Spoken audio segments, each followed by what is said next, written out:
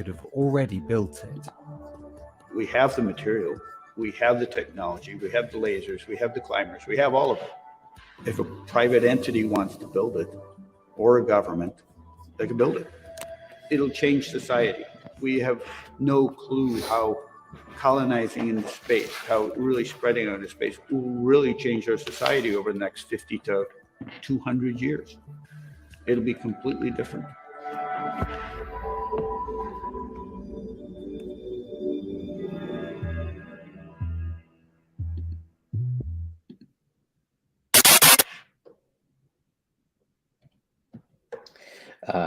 Welcome. Good morning. It's live here, 9:46 a.m.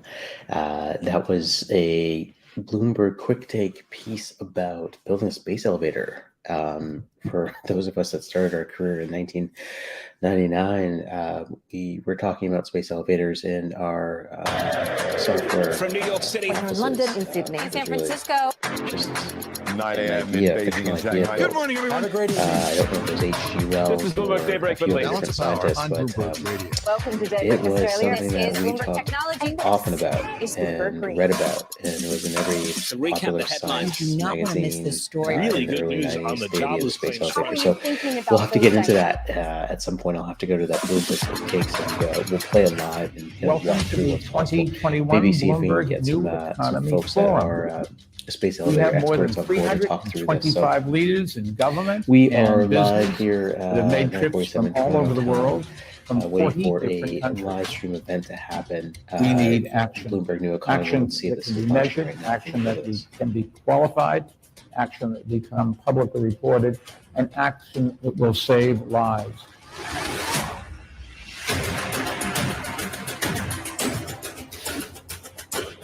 I'm optimistic that we're going to do better, and we actually took the learnings from what happened in the last 18 months. 作为世界上最大的发展中国家和最大的发达国家，为促进全球经济复苏、维护世界和平稳定做出贡献。预祝本届论坛圆满成功。 Through the collaboration, through technology, and through our human kindness, we'll be able to overcome a lot of challenges. There is a place for the government to work together with the private sector in a constructive way. The responsibility of our leaders is to try to fulfill it. And I must say, I think the dialogue has begun on an appropriate level. We have a crisis in learning.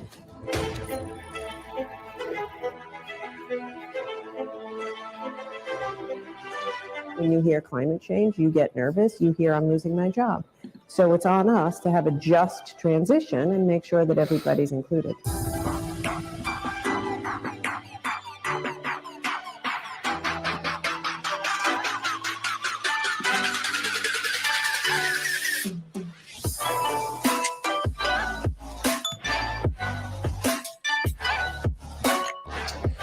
So exciting stuff. We're going to try and do this again every single day, go live, If we don't waiting plan to see what's and think happening about here how with we're this going to Bloomberg transition live our stream. businesses, that ultimately we The can New have Economy businesses at Forum, great I risk. think, is going to be launching. Let me see what else is going on here. Let's go to let's fire up Bloomberg.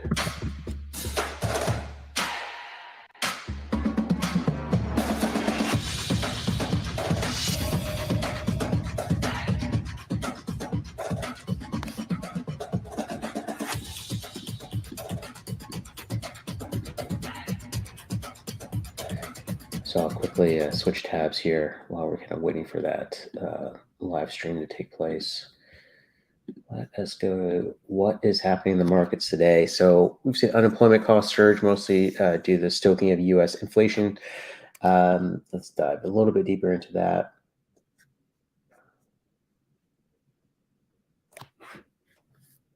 So U.S. Employment costs have jumped. We've seen an index increased 1.4% in the first quarter, 4.5% from a year ago. Wages and salaries advanced to 4.7%. Benefits climbed 4.1%.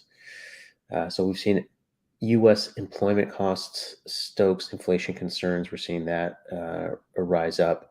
Stock index futures fell on earnings, while the yield on the 10-year Treasury note climbed expectations for a 75 base point rate increase at the Fed's June meeting jumped after the release. So lots happening there. Inflation is biting in. We're seeing workers' wages aren't keeping up to the pace of decades high inflation, squeezing households and threatening to slow consumption. So, but at the same time, we've got job openings that are near record high, leading businesses and small businesses to try and raise wages to attract workers. So we're just in this really fascinating time where we've got, employment just skyrocketing, unemployment falling, and we're still seeing, the worker base not back to normal. We're seeing restaurants, we're seeing small business owners not be able to basically attract talent anymore. So just unbelievable. We've got global supply chain issues still. High prices are still increasing. Let's see what else we've got here going on in today's market.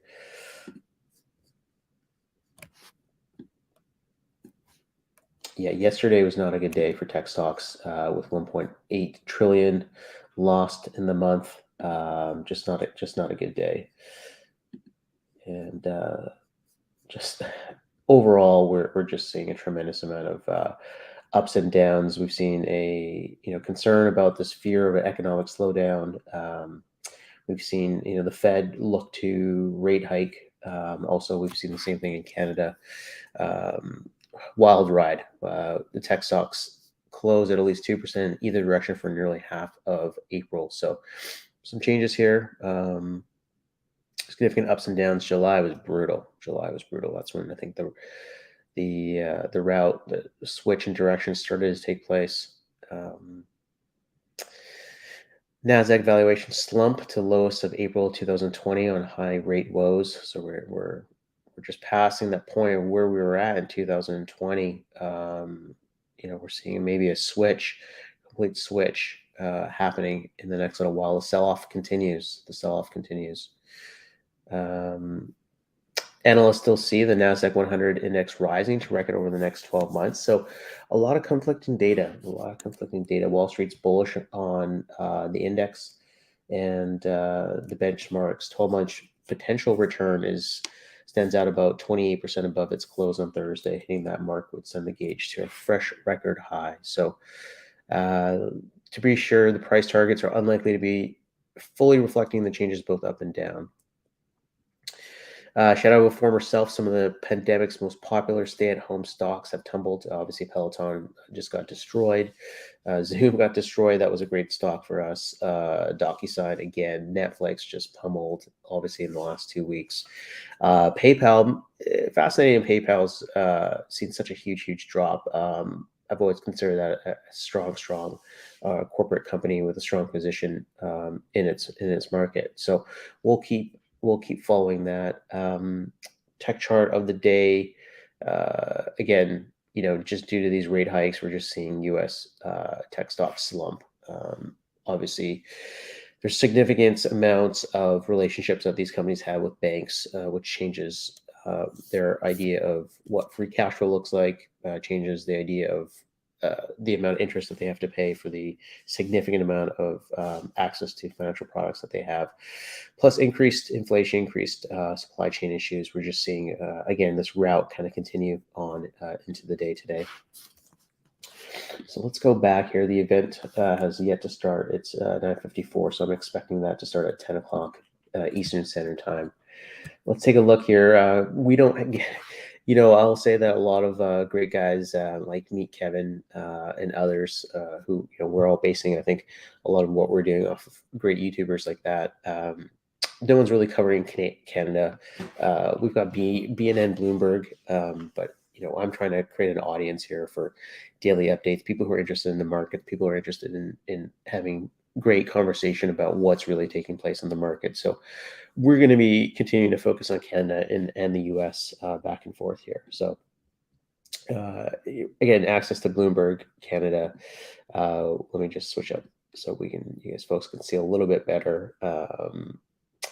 Again, Canada extends growth streak with 5.6 annualized expansion. Not too shabby. Let's take a deeper dive into that. these ads are a killer. First quarter GDP tops expectations amid easing COVID-19 curb. So that's wonderful. Data firms up expectations for a second 50 basis point hike.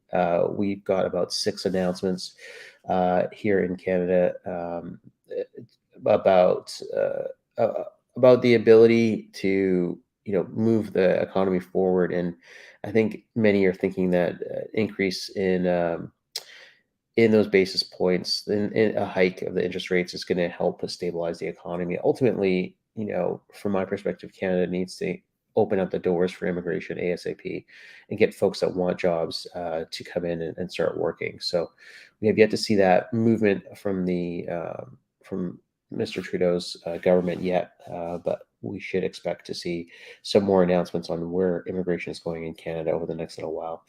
The economy of Canada is on track to grow by almost double the Bank of Canada's latest projections for the first quarter. Let's open up those projections and see what's going on there. Bank of Canada delivers jumbo rate hike with more to come. This was done April 13th, so a few weeks ago. But again, we're seeing holdings of government debt will begin to roll off April 25th. Okay, that's good.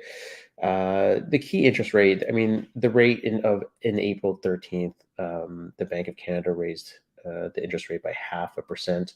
It's the biggest hike in 22 years. Look, we're going to see this happen. We're going to see the Bank of Canada continue to be aggressive to wrestle down inflation, which is at a 3-decade high. So we will continue to see that taking place. And let's just go back here to latest projections. See, Friday's report will stoke interest from an aggressive Bank of Canada interest rate coming in months. Canadian dollar has been up and down. Canadian dollar has been brutal over the last 3 or 4 months compared to the US dollar.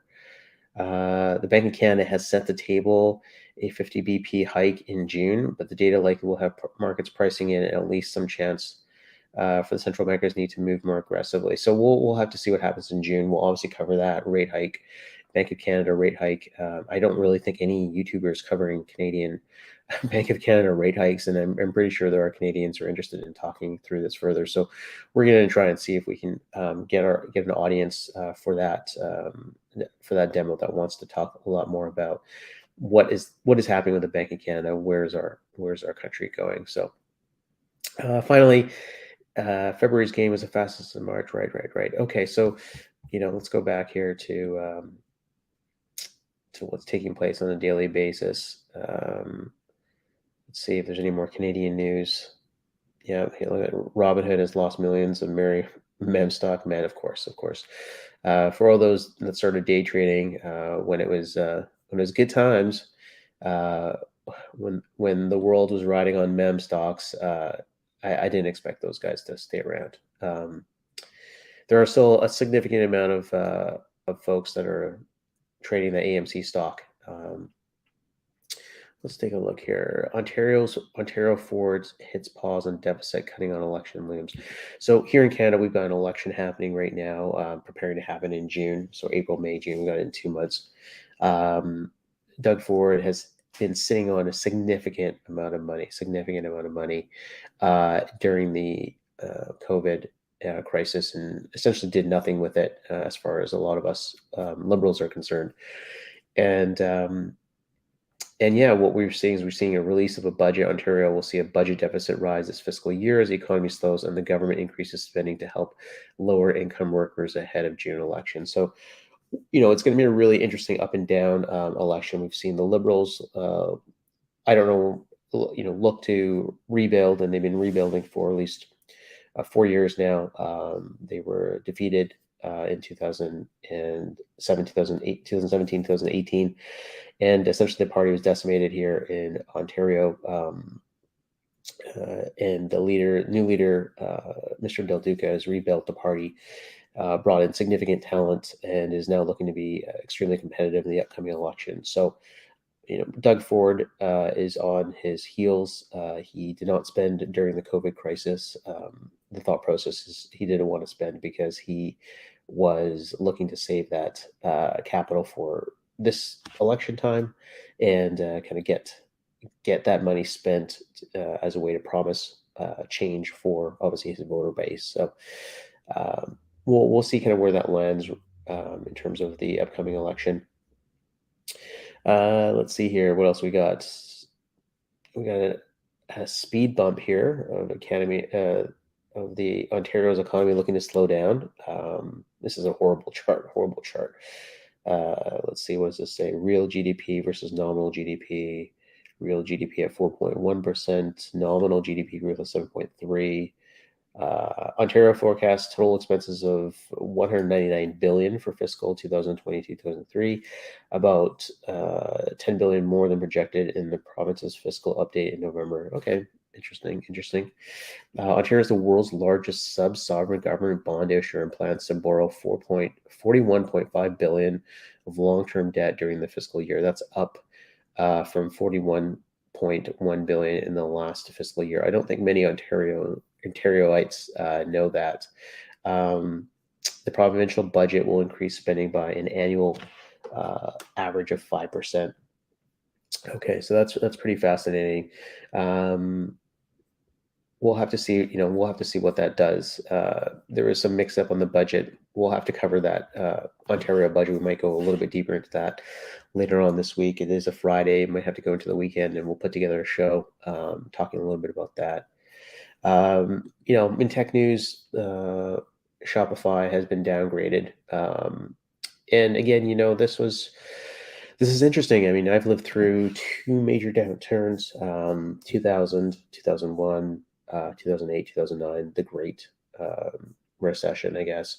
And now we're dealing with COVID and 2022, which I don't know what they're going to name in terms of a downturn, but Shopify obviously soared during the pandemic. It is an e-commerce company, an e-commerce platform of which millions of small business owners build their businesses off of. Let me switch it up here. So people can take a look.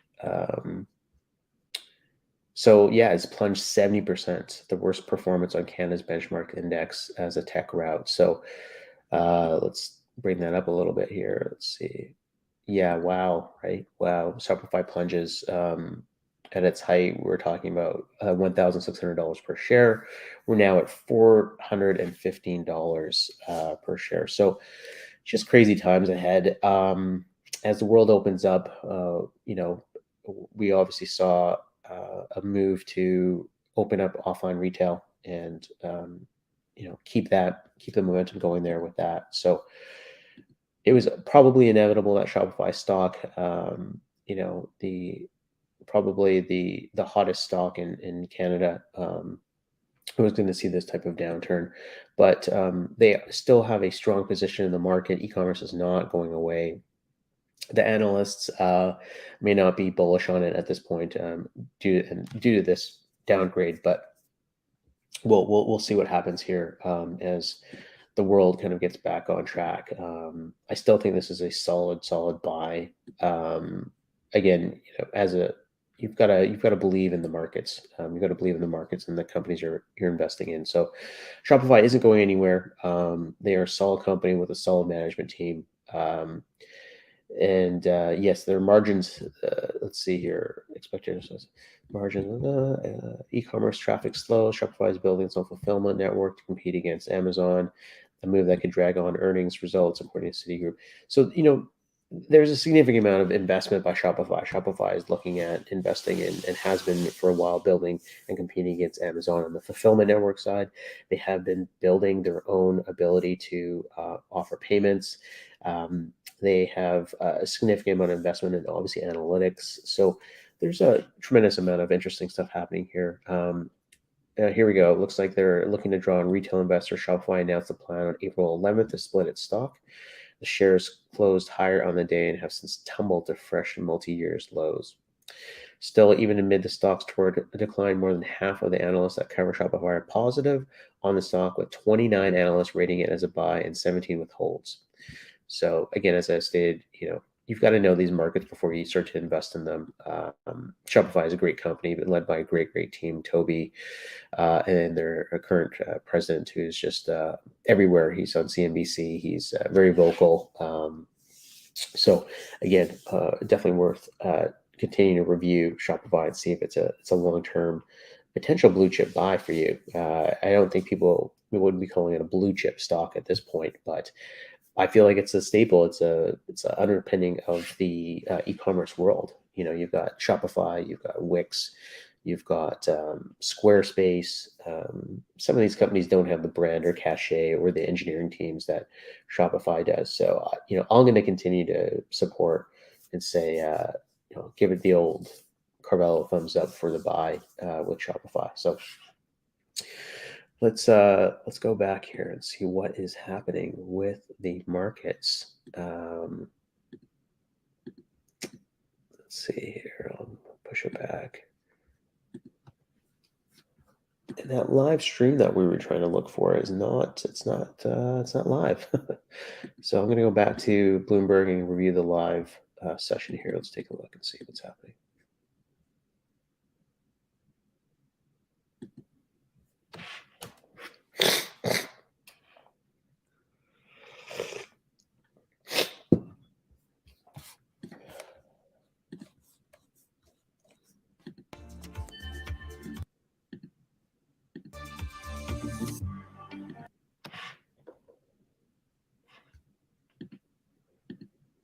Ask you, though, about some research that was out of JP Morgan yesterday, essentially saying when you look at the forward outlook for these companies, net earnings revisions are moving lower. The outlook is deteriorating, sending a signal potentially about slowing economic growth, which actually in turn signals that the Federal Reserve isn't going to be able as aggressive as it thinks it can be now. Is it so much about 50 basis points next week, or after they front load, what do they do after that? Oh, it's definitely what do they do after that. The market is always a "what have you done for me lately" organization.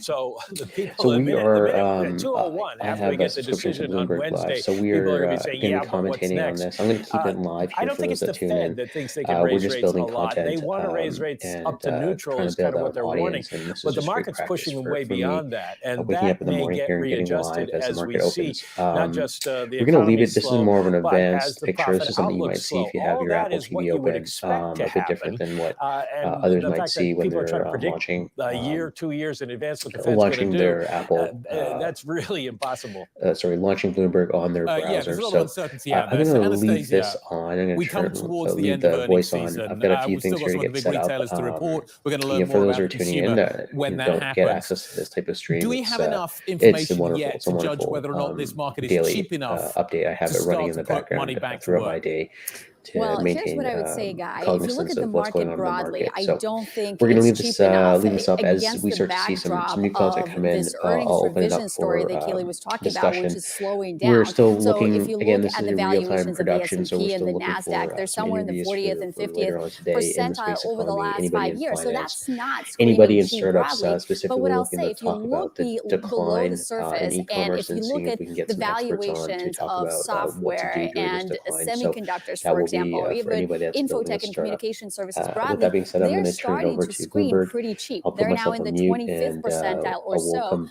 back and of their forth here valuations metrics over the as last needed. 5 years. But you juxtapose that with consumer staples, for example, that everybody has flocked to, or utilities, and they're actually quite on the expensive end of it. So I think the markets, the participants, are going to need to be really selective here. And it's really a barbell approach that I think you want to deploy here. You want to look for some of those bargains as we are at the bottom of the trading range right now. They're going to be in software, they're going to be in semiconductors. You want to look for those, but you still know there's headwinds to technology. So I would couple that with some of the dividend paying stocks that I think that's where you also need to focus in this environment. Well, and as we're talking about valuations and the multiple you're willing to pay for stocks, obviously it's going to be a story of relativity also, and bond yields have a huge role to play in it. We're at 2 287 on the 10-year right now. We got a taste of 293 earlier today. Have we seen the peak already, or do you think we're moving higher? I think it's really hard to say that. I think it's really hard to rule out that this is it and the Fed is not going to be any more hawkish. I think the reality is the economic numbers are still fairly strong. Inflation has not yet shown signs of peaking. So I think the Fed is going to have to be decisive. And they've basically told us they want to do more, not less. And they want to front load some of these rate increases. So against this backdrop where the Fed has this itch to be more and more hawkish, I think it's really hard to rule that out, that we've seen the peak in rates. And by the way, it's not just the Fed, it's the other central bankers as well. And so as long as they push up their domestic rates, that's going to put upwards pressure on the 10-year as well. So I would rather wait for more clarity from the Fed before calling the peak on the 10-year. And Kaylee, that's why it's so hard to convincingly say that, yes, this is the bottom that we've seen in the market, because until we've seen the peak in yields, we really can't say that. Okay, so if that is the case, do I want to be taking more out of the market, Anastasia, that I'm putting into it right now? If I'm selling stuff, do I reinvest it, or do I hang on for a better opportunity? Yeah, guys, so this is kind of a 2 or 3 part answer. I think the first thing we really want to do is we want to decide what kind of risk we want to take in the portfolio. And that needs to be a lower level of risk that we've seen over the last several years. So the way you do that, you shift to quality, you shift to higher dividend paying stocks. And that's going to be the core of the equity part of the portfolio. You couple that with potentially some opportunities in high yield, leverage loans, private credit, real estate, a slew of the other income producing opportunities. So that's the core. But, you know, I am tempted by some of the valuation resets that we have had in the technology sector. And by the way, amidst the slew of earnings that we've had, it's clear that consumer-driven advertising growth is slowing, and maybe, you know, smartphone demand eventually is going to slow. But cloud computing, you know, digital transformation growth remains incredibly strong for companies like Microsoft, for example.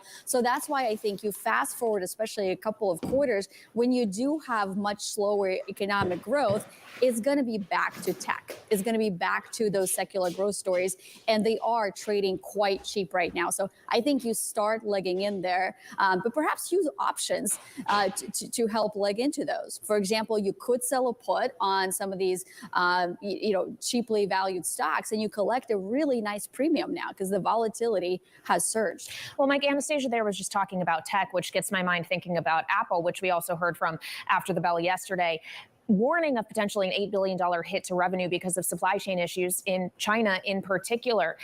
How influential is China's persistent COVID zero policy going to be, not just to corporate America, but the U.S. economy as a whole, if it persists? If it persists, it will be quite an impediment. You saw what happened last fall when the ships all lined up off the coast of the United States and couldn't bring stuff in. We were jammed up. Once China opens up again, you're going to have the same issue. And in the meantime, you're not going to be getting all the parts that you want. And you can imagine that Apple is a leading indicator of that, which kind of gets back to what you were asking Anastasia about in terms of the peak in yields. We don't know how bad that's going to be. So we don't know how high the Fed's going to have to go and whether the Fed will have any impact, because if they can't get supplies from China to the United States, higher interest rates isn't going to solve that problem. Lower interest rates isn't going to solve that problem. It's not a monetary policy issue. Yeah, as one guest told me before, the Fed cannot print ships. So that is an issue we still face. Thank you so much to Bloomberg's Michael McKee, as well as Anastasia Amoroso, iCapital Chief Investment Strategist. Now coming up, why Vladimir Putin cares so much about another one of the former Soviet republics, Moldova. We'll talk to the country's foreign minister coming up next. This is Bloomberg.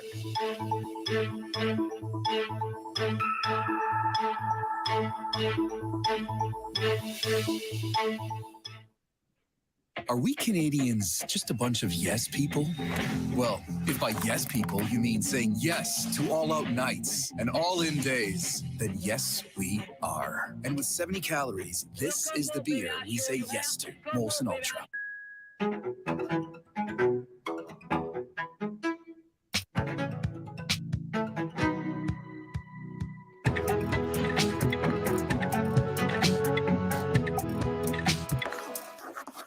Whatever you're looking for, it's waiting for you at Radisson Hotels Americas. Find your next sweet escape. Breath of fresh air, memory in the making. It's all here. Find your next at RadissonHotelsAmericas.com. Latin America is embracing tech-based innovation. Will the fast-emerging digital economy create opportunities for all? On May 18th and 19th, leaders will gather in Panama City to work on a dynamic agenda for inclusive growth. Watch the live stream at BloombergNewEconomy.com. You can enter phrases or ask questions. All right, so What do you want time is to know 10:15. Ask a question Just or trying to take a look visit at the market SearchGo here to and see find what's going answers on. now. Quite a bit of news happening here. Let's take a look.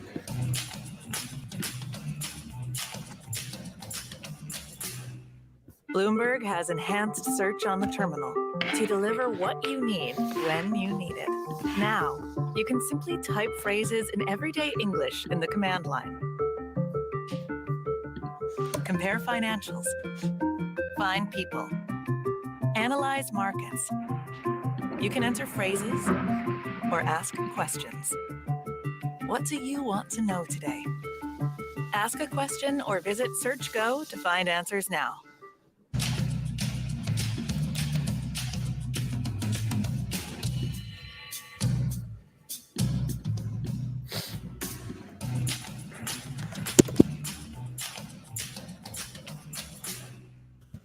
Next week, Bloomberg is live from the Milken Conference in Los Angeles. Bloomberg's all-star team will bring you the latest news and speak to the biggest names with the capital, power, and influence to change the world.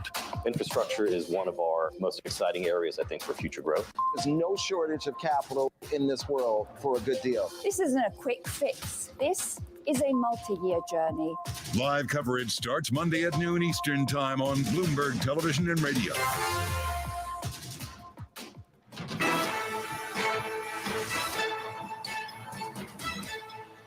There is growing concern that Russia's President Vladimir Putin has plans for war beyond Ukraine. The possible target, Moldova, which borders Ukraine. With us now from Brussels, Bloomberg's Maria Tadeo, who has an exclusive interview with Moldova's foreign minister. Maria, over to you.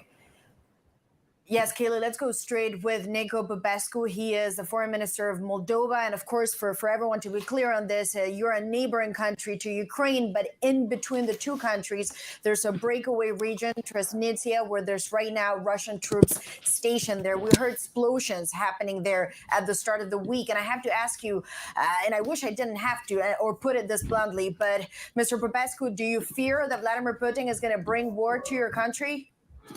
Listen, indeed, we have a separatist territory. It's called the Transnistrian region of Moldova. We have had some 1,300 Russian troops since 30 years ago. But throughout all of this period, the situation has been calm and peaceful in the last 30 years. We've been engaged in a dialogue, in a peaceful dialogue with the Transnistrian de facto authorities, with the help and mediation of Ukraine, Russia, the EU, the US, and the OSCE. So until the outbreak of this war, over 2 months ago, the situation was reasonably peaceful and quiet. Now, of course, this war is making every single person on the European continent less secure, every single country less secure. Of course, this insecurity is affecting us as well. And especially with these explosions that we heard a few days ago in Transnistria, this situation is, of course, far from being easy. It's quite tense. We as a government are preparing for the full spectrum of threats and contingencies. At the same time, in our assessment, Moldova is not about to become an immediate or imminent target for hostile military action. So the situation is, as we speak today and yesterday, it was calm. These explosions are putting a lot of stress. They are increasing tensions. This we know, but at the same time, the situation remains calm. And in our assessment, Moldova is not about to become a target for direct military aggression or hostility. Of Russian intervention. But Mr. Popescu, when you hear Sergei Lavrov saying on TV, we hope that Russia doesn't have to get involved in this, doesn't that worry you? We've seen Russia repeatedly deny things, and then that's exactly what they do. Do you worry about this language coming out of the Kremlin repeatedly every day? Listen, we've been increasingly worried for a long time. As I told you, we've had this separatist conflict for 30 years. We had Russian troops. We always insisted and continue to insist on the withdrawal of Russian troops, which are not stationed legally here. And of course, especially in the last 2 months, we are more worried. At the same time, as I said, we're doing our best to keep the situation calm. My colleagues from the government, we have a deputy prime minister in charge of reintegration. He's been in regular touch in the last weeks and months with the Transnistrian de facto authorities. Even yesterday, he met the Transnistrian leader. And we are all very clear here. The absolute majority of people living on the legal territory of the Republic of Moldova, which includes the absolute majority of people living in Transnistria, do not want to live in a war zone. There are some provocateurs, indeed, who try to destabilize, but we're doing our best to keep the situation calm. And we're in regular touch with the separatist authorities of Transnistria. And we want to make sure that war is not imported on our territory. But then, can you tell me about these explosions then? Who did them? What information do you have? I mean, do you have any intel that suggests actually this was done by Russian-backed separatists? Who made these explosions then? So, as I said, we don't control this territory. We don't have police there. We cannot collect forensics. We don't have access to CCTV cameras. But in our understanding and from what we we have, of course, several hypotheses that we're working through, and we don't have a clear-cut answer. But at this stage, our understanding is that these provocations and explosions were staged by internal forces that want to stoke up tensions, want to destabilize, want to create more psychological stress, more economic stress, more socio-economic stress for the entire of Moldova, including the Transnistrian region. But nonetheless, as I said, we're doing our best and we hope that this will be, one-off events rather than the beginning of some much more negative trends. And we're doing our best to be preparing for the full spectrum of scenarios, for the full spectrum of contingencies. And while doing so, we're also in touch with the Transnistrian authorities to keep the situation calm. And sir, just as a final question, however, are you in talks with the European Union about this? Because you say we're doing our best to avoid escalation, but everyone here is very worried about escalation, particularly in this context. Have you been in touch with the European Union about how they could potentially help you? Absolutely. I'm talking, we have today a delegation from the OSCE, including the OSCE chairmanship, which is Poland. I spoke today on the phone to the Romanian foreign minister, to the Spanish and Swedish foreign minister. In the last couple of days, I spoke to the French and Italian foreign minister. So we're in touch with everyone, with our partners, with our supporters, and we're really working full time to keep the situation calm here. Well, Mr. Popescu, thank you so much. And of course, we wish you all the best. And hopefully, as you say, these tensions calm down because, of course, the situation right now in Eastern Europe is very fragile, but also very volatile. Thank you so much for joining us on Bloomberg Television today. Guy? Thank you very much, Maria. Thank you. Maria, thank you very much indeed. Really interesting to find out what is happening there. Keep an eye on that. Keep an eye on that carefully. Okay, what are we going to do next? We're going to come back. We want to talk about this HSBC story. The stock's spiking massively over the last 10 minutes, beginning to fade a little bit. Apparently, Ping An, its biggest shareholder, is going to support a breakup. We'll talk about it next. This is Bloomberg.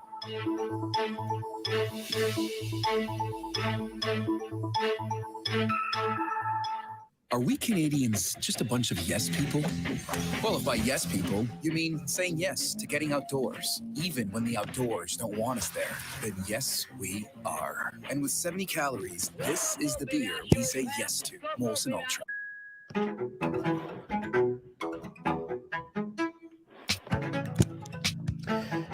So we're just taking some pictures there.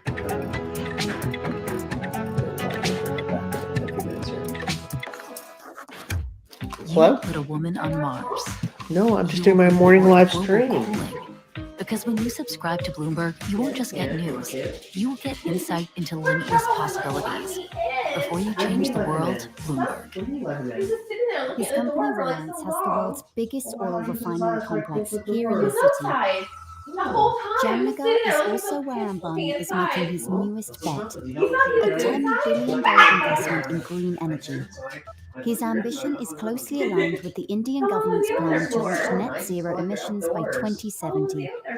But Ambani is not alone. Maybe an hour now, I India's guess. second richest man, I went Gautam outside, Adani, has committed supplement for $20 yard, I billion put of this, investment over thing the there, next decade. and I've been on my live stream But for India's massive 39 dependencies minutes. on fossil fuels have some environmental advocates questioning the realism and sincerity of those green ambitions and those of its two biggest billionaires.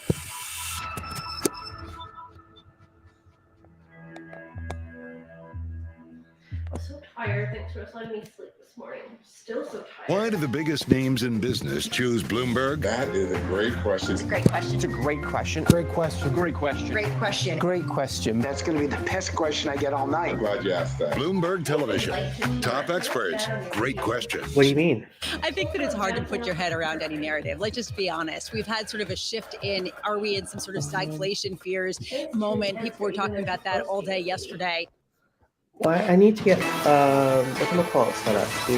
Maybe help me make a soft light that this It's Meet time Kevin now guy for our has. I'll ETF ask him to see if Friday. he wants to Kathy come over and help Wood's me. flagship ARK Innovation Fund is heading for its worst ever month on record. The ETF is now down 26% in April and has fallen almost 70% from its all-time high in 2021 as stay-at-home names like Zoom and Teladoc tumble. However, investors seem to be keeping faith in Wood as the fund saw $231 million of inflows this month alone. That is what I'm watching, Guy, but I know you are watching that breaking news out of HSBC. Absolutely. The story around HSBC, fascinating. So Ping An, the huge Chinese insurer, which owns circa 8% of HSBC, has apparently held talks with the bank about splitting it up. About creating a separately Hong Kong listed part of the bank that would basically allow it to crystallize some of the value that it feels is not being realized right now. The rest obviously would remain, I'm assuming, listed in London. This has long been talked about as a possibility. As you can see, HSBC spiking on the back of this news. Neither bank nor Ping An responding at the moment. Keep an eye on this story.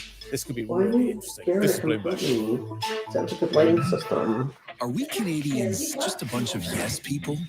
Well, if by yes people you mean saying yes to all-out nights and all-in days, then yes, we are. And with 70 calories, this is the beer we say yes to. Molson Ultra.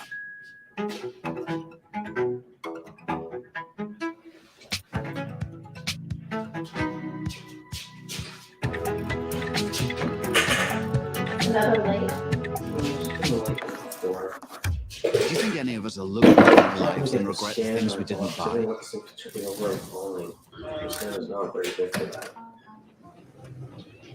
Or the places we didn't go. So there's no glass. This whole teleprompter. I had a break. It's $1,000. Find refined style moments. Introducing the 2022 Chevrolet Trailblazer RS. Find your RS moment. Find new roads. Latin America is embracing tech-based innovation. Will the fast emerging digital economy create opportunities for all? On May 18th and 19th, leaders will gather in Panama City to work on a dynamic agenda for inclusive growth. Watch the live stream at BloombergNewEconomy.com. I've been in business for almost half a century, and you got 150 billion. What did you do that nobody else has been able to do? What we were able to do was to be able to structure portfolios in a way that were better in terms of the returns, risks, and correlations of our investors.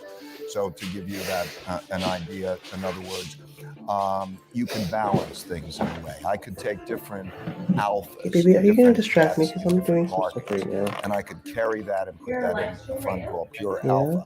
Then I could take different asset classes and put that in a fund which was called Pure Beta. And then we could engineer it for the customer's risk levels. Do you want it at 12% vol? That's what I've been doing. That's what I'm doing. All gets live streaming and saved on the YouTube channel. Whatever benchmark they wanted, we could put the alpha on top of. So they could say, I'm doing interviews. People can go back. Please leave me alone. You have no idea what you're talking about. I've spent hours researching what I'm doing, so I don't really want to talk. I don't want to talk with you right now. Please, I'm in the middle of doing something. Go watch someone else. An attractive risk and return. Bringing negative energy around here, like you know what I'm talking about. Correlated with their other investment. Can you please leave me alone? Well, you can be here, but you don't have to be nosy Nancy. Just do your own 9 thing. a.m. in Beijing and Shanghai. Good morning, everyone. Have a great evening. So recap the headlines. You do not want to miss this How are story. you thinking about those dynamics? It's really a reminder, isn't it, just how sensitive the markets are to any commentary about trade. We did see some pressure on the yuan. We did see some pressure on the futures. That is now being reversed.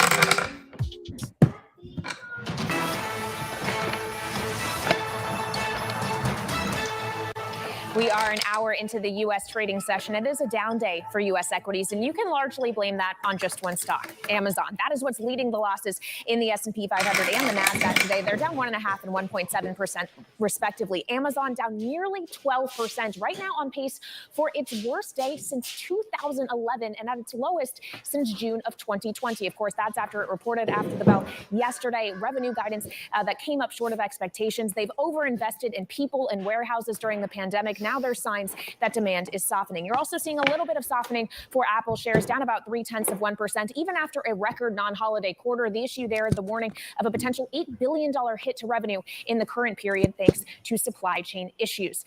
Now, there's other stocks that have been reporting today as well, including Exxon and Chevron. Big oil reaping in big profits due to higher oil prices. They're actually both down a little bit on the back of that today because they still came up short of expectations. But just take a look at where we had come from prior to today. These stocks up about 40% each year to date. Exxon by 42%, Chevron by 35%, thanks to those higher oil prices. WTI crude on 2022 so far up 46%, trading at $107 a barrel. Also playing into this energy story is, of course, not just oil, but gas as well. A lot of question marks this week after Russia cut off Poland and Bulgaria due to the failure to pay in rubles. Some questions on what other European countries are going to be able to do, what does and does not violate sanctions. So you have seen natural gas front-month futures for Dutch futures in Europe fluctuating a lot this week, ending the week about 10% higher, Guy, though I'm not sure we end the week with much more clarity, really, than we started it with. So many questions around this story, so many unanswered issues that we need to figure out. Vladimir Putin's demand that countries pay for Russian gas in rubles, starting to divide Europe. Poland and Bulgaria, Kaylee, as you say, have now been cut off. They're refusing. Hungary says it has no choice but to comply. The big question really surrounds Germany. Joining us now is the CEO of Ukraine's state-run energy company, Naftogaz, Yuri Vitrenko. Yuri, thank you very much indeed for your time. So we've seen two European countries now being cut off from Russian gas. How do you expect the situation to develop from here?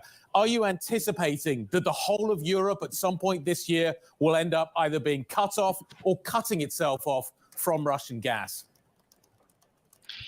I don't really think that we should anticipate a full cutoff of Europe from Russian gas, although we advocate and others are advocating a full embargo on natural gas as well, but it would probably take some time.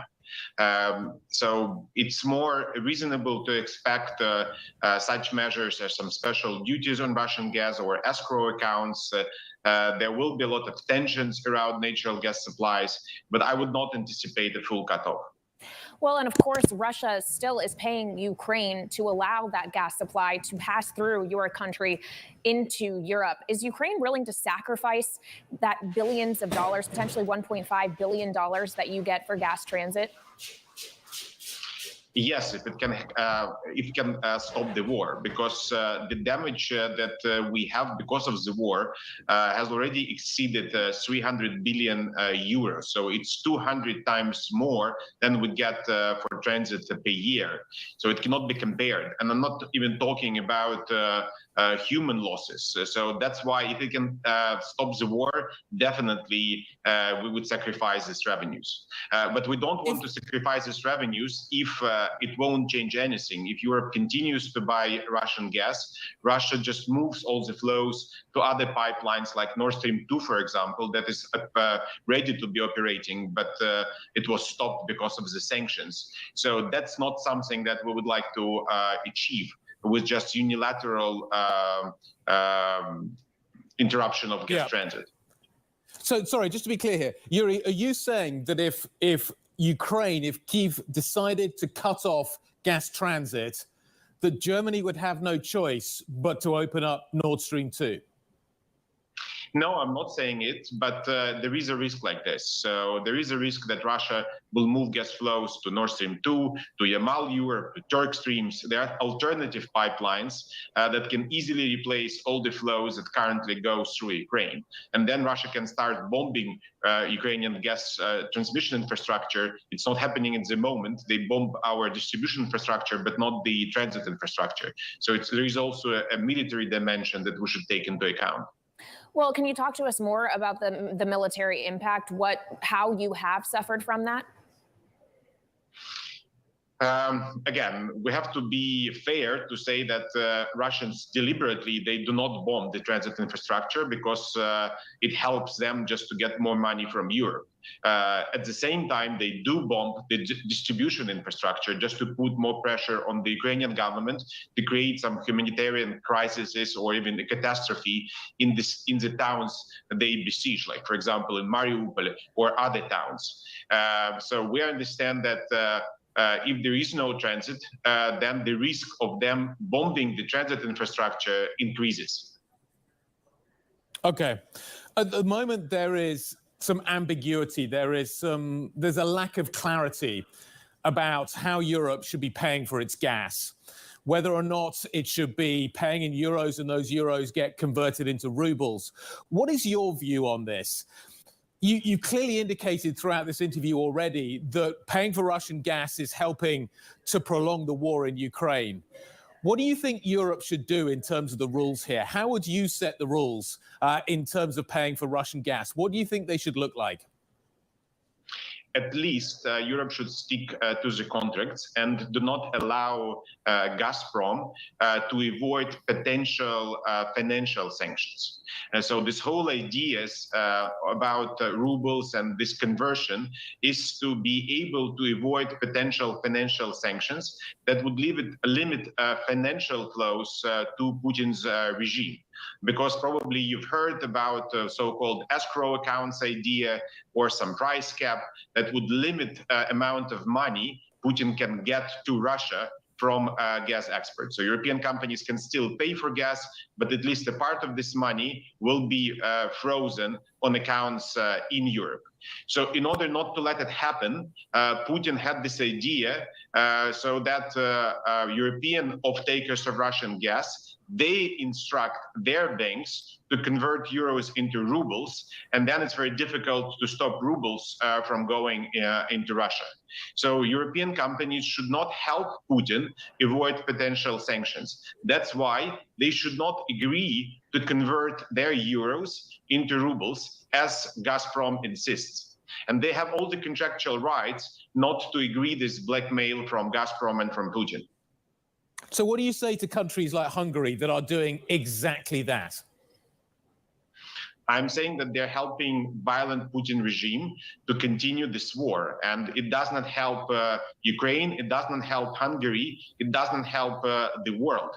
Because this war already brought so much damage that it should be stopped as soon as possible. Finally, Yuri, what is the situation like on the ground in Ukraine when it comes to the availability of energy? How do you feel about Ukrainian energy security for the country itself at this time? As a national company, we're able, luckily, to provide security of supply. We covered all the demands from our customers in Ukraine. We have enough gas in our storage.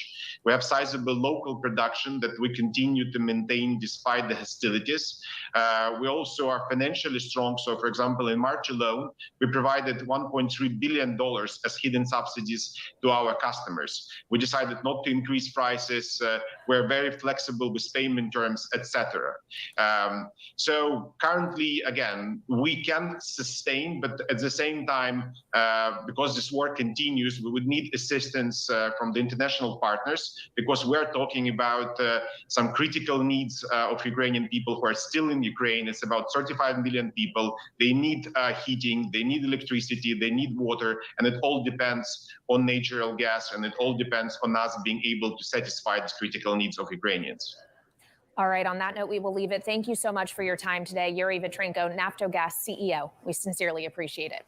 Now, from the geopolitics of energy to U.S. politics of energy, two big oil names were out with earnings today. Chevron posting its biggest profit in almost 10 years. Exxon seeing profits more than double, boosting its share buyback to as much as $30 billion. But the White House obviously has a view on this. We have heard President Biden say that oil companies should stop prioritizing returning capital to shareholders and start drilling more. We heard a similar message earlier today on Bloomberg Television when Brian Deese, the director of the National Economic Council, spoke to us. Just take a listen to what he had to say. We need to see more production in the United States. The market provides every incentive that companies need to produce more, and we are encouraging companies to do so. Joining us now, Cole Smead of Smead Capital Management. He owns energy names in his portfolio like Chevron, as well as the likes of ConocoPhillips. So Cole, as a shareholder, obviously you are on the beneficiary end of it when it comes to the capital returned to shareholders. Would you be adding to that position in Chevron today, for example, as it's down 2%? Yeah, relative to the S&P 500, a lot of these names are going to do well, okay?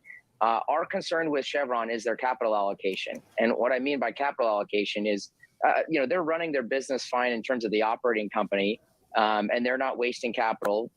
A lot of the industry is not wasting capital like they had in the past. But they could have used their balance sheet to really generate high returns by leveraging themselves. They have relatively no debt for an energy business, but leveraging their balance sheet to be the aggressor and the acquirer in this era. And that hasn't been going on. And they're paying down bonds. They're more interested in producing income rather than buying back these shares at attractive prices. And we see other people like Occidental Petroleum doing different. I mean, they levered on Anadarko, and now what they're doing is they're reaping all the benefits of those rewards in buybacks planned over the next 12 months. So in most of their capital return is buybacks. Cole, what do you think of the idea of these companies producing more oil? That's, by the sounds of things, what the administration would like to see happen. Yeah. Is that a good idea? The curve maybe not in their favor. Yeah, no, Guy, you're spot on. I mean, if you look at the curve, the backwardation says no one's going to go out and produce when they have such lower prices in the future. If that futures curve was higher, there would be people locking those prices in and going out and producing to meet that need. As long as we have backwardation, it's not going to be there. Secondly, the volatility of the commodity. I mean, we're coming out of an equity era where low volatility was the winner. In many respects, the S&P 500 was the low volatility trade of a lifetime. So volatility is a commodity natured type of price movement. And because of that, there's a bunch of investors that don't believe that they want to own these type of assets. And what that's doing is it's just starving the arena for capital to make the investments that these administrations would like, but yet there's no incentives for any financial players to begin entering into those type of agreements. Cole, clearly energy and these stocks have had a great run so far, but as we talk about a curve that is pointing to lower oil prices in the future, how much oxygen is really left in that energy commodities reliant trade?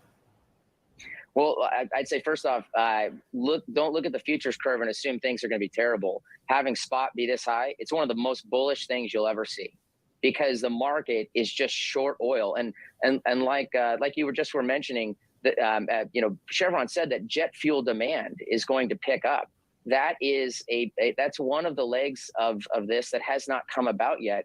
I'm going to be doing some travel abroad for the next 2 weeks. That stuff wasn't going on a year ago. So the lack of supply is all you need to know. You can't predict demand. That's a very tough thing to do. But the lack of supply just speaks to very high prices. And when I say high, I mean, we could wake up at $150 a barrel, and we still would not be at a price where we would be hurting American wallets in terms of gasoline spend compared to eras like 2008 or 1973. We'd be still nowhere near that percentage of wallet for the American consumer at $150 a barrel. Energy is 4% of the S&P. What should it be, do you think, of the average portfolio? Well, Guy, we own close to 25%. So I know what I want to own. The market can decide to do what they want to do. I think 4 is way too low. Go back to prior eras where we had bad stock markets, like the 1970s that had inflation, or the 2000s where there wasn't much inflation, but it was just a terrible market environment. The big winner in those two prior tough eras was energy. You made wonderful money in energy. In fact, in the late 70s, it was the biggest S&P sector, 30% of the entire market. So I'm not saying we're going to go back to 30% of the entire market, but it would not be outlandish to see this wake up in the teens. And the question is, how do you get there? Is that because the rest of the market does really poorly, or this does really well? Either way, I think we're going to be happy investors. All right, Cole, you have a lot of energy names in your portfolio. You also have a lot of banks. I see it makes up about 7% of your capital U.S. value strategy. We have seen a dramatic move higher in yields this year, and yet the banks have not been able to keep up. What do you attribute that to? Yeah, some of it's just the movement. In these banks, they've been really over-earning on their investment bank side. That will go away. It's when the traditional consumer bank and commercial banks really get going. And I mean, just to give you some stats, I saw the other day, I think Deutsche Bank put this out, Jim Reed did, American households have as much cash as they have debt. So this is a great banking era to lend into to the consumer. There's a lot of questions right now over things like housing. We don't agree with that. This is a bright economic future. Remember, these banks are old world things. The more frustrating commodity markets get, the more opportunity it creates for banking. Cole, one final quick question. You said either the energy stocks are going to go up or the market's going to go down. What do you think about the market going down? Bank of America's Michael Hartnett sees pain and exit if the S&P dips below 4,000. Do you see that happening? Yeah, but Michael's preaching to the choir. We tell people -1% to -2% compounded, including dividends reinvested over the next 10 years. And I don't think we're going to be playing those kind of economics in the energy business in comparison. Cole, great to catch up. Have a good weekend. Enjoy the travel. Thank you very much indeed for your time. Cole Smead, Smead Capital Management. Great to talk. Thank you very much indeed. Coming up, Tesla shares are up after Elon Musk tweeted that apparently is it. He's no longer selling stock to fund his Twitter bid. Details next. This is Bloomberg.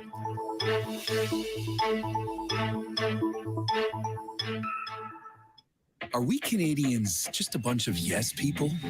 Well, if by yes people you mean saying yes to all-out nights and all-in days, then yes, we are. And with 70 calories, this is the beer we say yes to, Molson Ultra. You will put a woman on Mars. You will be the first chief crypto officer. Because when you subscribe to Bloomberg, you won't just get news. You will get insight into limitless possibilities. Before you change the world, Bloomberg. Latin America is embracing tech-based innovation. Will the fast-emerging digital economy create opportunities for all? On May 18th and 19th, leaders will gather in Panama City to work on a dynamic agenda for inclusive growth. Watch the live stream at BloombergNewEconomy.com. Technology is seen. You might be thinking of stuff like this. But there's an incoming revolution on the high seas that isn't quite as sexy, but could be significantly more impactful. Container shipping is the key component of global trade. About 80 or 90% of all the world's goods are transported at sea at some point. But there's a significant unseen cost to the modern era of global commerce. About 3% of all the world's CO2 emissions come from shipping. 3% may not sound like a lot, but that's roughly comparable to the entire CO2 output of Germany. Since reducing trade isn't a likely option, what about a technological improvement to help reduce the emissions from these well-stocked maritime behemoths?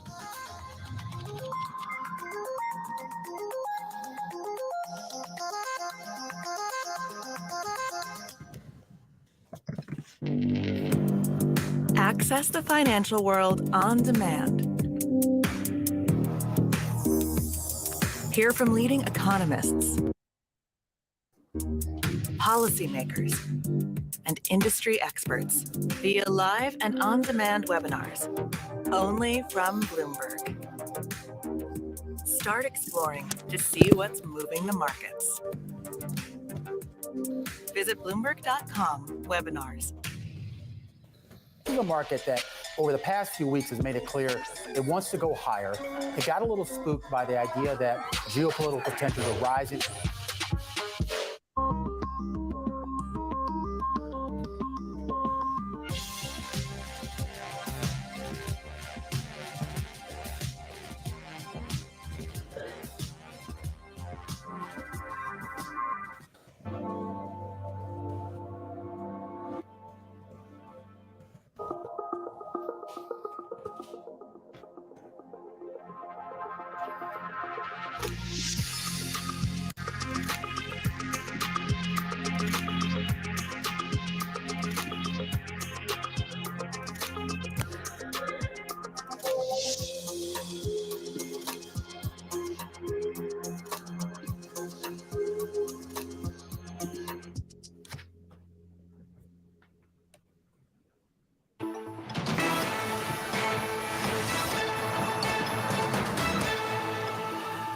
So Elon Musk has been selling billions of dollars worth of Tesla shares, apparently, obviously, it seems like a fairly straightforward line, to help his purchase of Twitter. Filings indicate he's offloaded around $8.5 billion of the stock this week.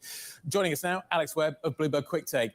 This feels logical. Like we came into the week, how's he going to pay for it? We now know some of the answers to that. Do we know all of the answers to how he's going to pay for it? That isn't quite enough yet. No, he needs to find $21 billion to fund his portion of it. He's now announced, well, the filings have shown he's going to sell $8.5 billion. The thing is that yesterday he tweeted that he wasn't going to sell any more stock. Now it transpires there is more stock that he's selling. Does that mean there are more filings that are yet to come out that maybe indicate he's selling more? It's just all kind of confusing with Elon. Communication, as ever, as clear as mud. But on the non-Tesla stock options that he has, where are we in terms of potentially a private equity player coming into this? Sorry, can you repeat that? In terms of, so he's raised, like if he had a partner, a private equity firm, for example. So we don't have a private equity firm in there yet. We've got some banks coming in with financing. Their $44 billion is obviously the sticker price. He needs to fund $21 billion of that. He's got financing for the rest. I think there were conversations with private equity firms. I haven't seen, unless you guys have, I haven't seen any reporting suggesting there is a private equity buyer anywhere near it just yet. The thing that is also kind of noteworthy here is, like, if you're a Tesla investor looking at this, the signal you're getting from Elon is, whether this is intentional from Elon or not, and it's probably not, that Twitter is a better investment case than Tesla, and that's not necessarily something you want to hear. Yeah, I think you've got to make certain assumptions to make that the case. But yeah, I take your point. Can I just talk a little bit about Amazon? Amazon is the story for me today. Here is a company that is clearly overexpanded during the pandemic. It was the only way to sell stuff, buy stuff during the pandemic. It's the second biggest employer in the United States. It's now beginning to reap the effects of that as we all go back to normal. But AWS continues to power on. We had somebody on, Brian Thiel, I think it was a little earlier, talking about the idea that you get AWS for free. You get the rest of the business free because of AWS. AWS is such a powerhouse. You came on set and you said, that's a big problem. Can you just explain that to me? Well, typically the way you think about antitrust in the US is it a monopoly? I.e., is it the only place that a consumer can buy things? There's a slight pivot going on at the moment to whether it's a monopsony. That means it is the only place that if you're selling stuff, you can sell your products. Right. And Amazon, there is a suspicion that it has a too great a say in that sense, that if you are going to sell things online, you have to be on Amazon, because when people try to buy stuff, their first port of call is Amazon. And so the idea then that they can do that at a loss and it's offset by AWS shows that the thing that lawmakers really don't like, they might be squeezing small businesses. And in the US, that is a real pain point, which politically, when they get up on Capitol Hill, they all talk about trying to protect small businesses. If they're able to squeeze the costs on the retail side because they're subsidizing with AWS, that could get into lawmakers' attention. Well, speaking of pain, Amazon down 12.5% on the back of those results. Worst day since 2011. It's on pace for. Apple, meanwhile, only down 1% after that warning of potentially an $8 billion hit to revenue because of supply side issues in China. What do you make of that move? It was worse overnight. Often with Apple, there is some profit taking off by investors after quarterly earnings, whether they're good or bad. The thing is with Apple, it's all about supply here. There isn't necessarily an effect on demand. Now, when is that demand going to come? They've been pushing demand out and out and out because in quarter after quarter, they have not necessarily been able to meet it all. Now, there is going to be a new iPhone coming later this year. Perhaps investors then can think, well, if this demand is pushed out into the next iPhone, it's going to be at a higher price point. That isn't necessarily a bad thing. The thing that Apple has to be careful about is our refresh rates in terms of how often people buy new iPhones. Are they going to be pushed beyond 3 years, which is the current average? 5, 8, 10 years ago, it was every 2 years. Yeah, especially in the face of this kind of inflation, are people really going to shell out more money to buy a new upgraded iPhone? Thank you so much to Alex Webb of Bloomberg Quick Take, as always, for joining us. This is Bloomberg.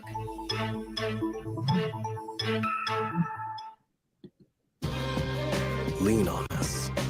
Lead with us. Do you think any of us will look back in our lives and regret the things we didn't buy?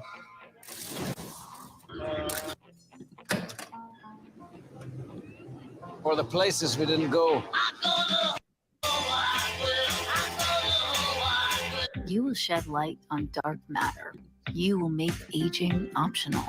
Because when you subscribe to Bloomberg, you won't just get news. You will get insight into limitless possibilities. Before you change the world, Bloomberg.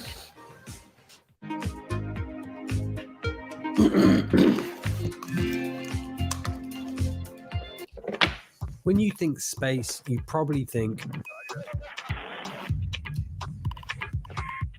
one space agency that travels under the radar is ESA, which is surprising considering what the European Space Agency has achieved and how vital it is to the global space industry. We've collaborated with pretty much everybody who is involved in space exploration. ESA wants to be a leading force in furthering humanity's mission into space. Commander Ground, do you copy? Copy. If we want to have successful human missions to Mars, we are going to have to learn to live and work off-world in a different way. And the place where we are going to learn to do that is on the moon.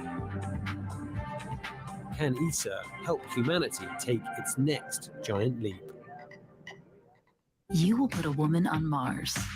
You will bring forth global cooling. Because when you subscribe to Bloomberg, you won't just get news. You will get insight into limitless possibilities. Before you change the world, Bloomberg.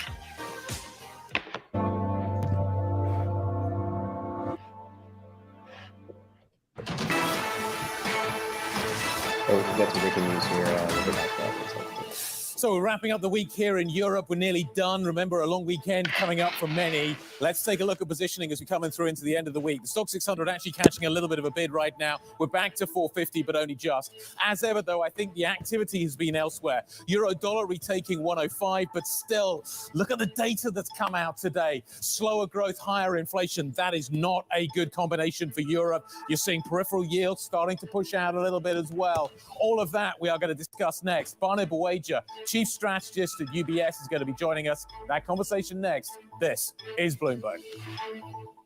Are we Canadians just a bunch of yes people? So yeah, we're seeing some if by yes people you mean today. saying yes to all-out nights and all-in days, closing off here. Then yes, we are. And with 70 calories, this is the beer we say yes to. Molson Ultra. Do you think any of us will look back in our lives and regret the things we didn't buy? Yeah, we're really trying to get subscribers, trying to build this out, and we're trying to cover market the places we didn't go. This is live here. 10:57 Eastern Standard Time. Dark matter. And we've seen quite a bit of commentary talking about Elon Musk's purchasing and how he's going to fulfill that transaction. So ongoing selling of his shares in Tesla to make that purchase of Twitter a reality. Dow Jones is down 1.1% today. We've got S&P also down 1.69%, and NASDAQ's down 1.75%. So got a lot of changes still happening here. Just crazy news. Boris Becker was just jailed for his incorrect filings of his taxes, which is nuts. He's a legend in terms of tennis player. And let's see what else is going on here. That's it for now. We've got and it's not just something Wild Canada weather, latest threats to tighten global grain supplies. We've got some crazy weather happening here in Toronto. It's been snowing, it's been raining, it's been whatever's been happening has been happening. So blacksmithing really looks like that's very making some headlines here. Our notion of what it means to be civilized is to have metallurgy, that being said, we'll pass it back to Bloomberg, and we're trying to set up an interview for today.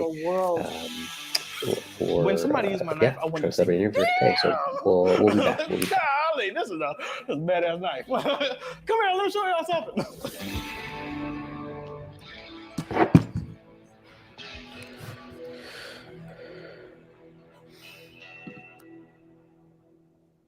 A lot's happening on Wall Street. It's the basic law of economics. It validated what the market was already pricing. Need to catch up? This is Bloomberg Wall Street Week. I'm David Weston. We've got the information and insights. David, you just hit the nail right on the head. From businesses most influential and instrumental. And that's the way you run good risk management. It's a challenging dynamic. We could continue to see that kind of strength. Bloomberg Wall Street Week premieres Friday with replays all weekend on Bloomberg Television and Radio.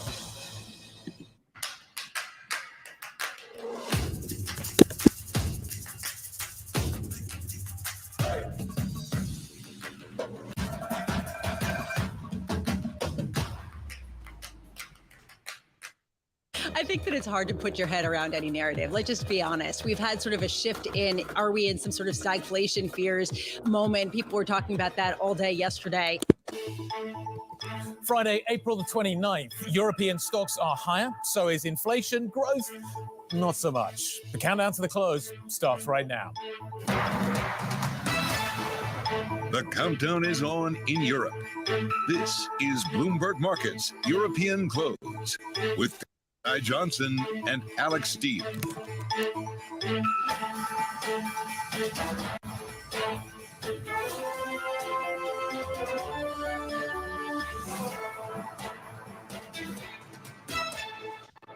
$30 minutes of the European close. Let's check the price action. Stocks are higher. We can see we're bid 450 on the stock 600. We're up by around 0.8%. We're still very much in the middle of the earnings season. There's lots of stocks we need to talk about, but the macro news continues to dominate. European inflation is up. Growth is down.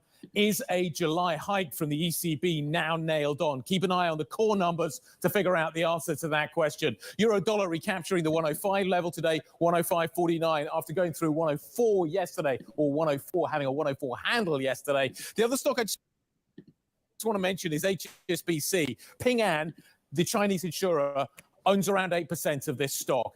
Apparently, it has had discussion with management about breaking this institution up based having an Asia-facing business that it will be listed in Hong Kong and putting the rest or leaving the rest in London. The stock bouncing on the back of that, up through 5, up by 1.7%. It was a little higher earlier on. We'll try and get more details later on the program, Kaylee.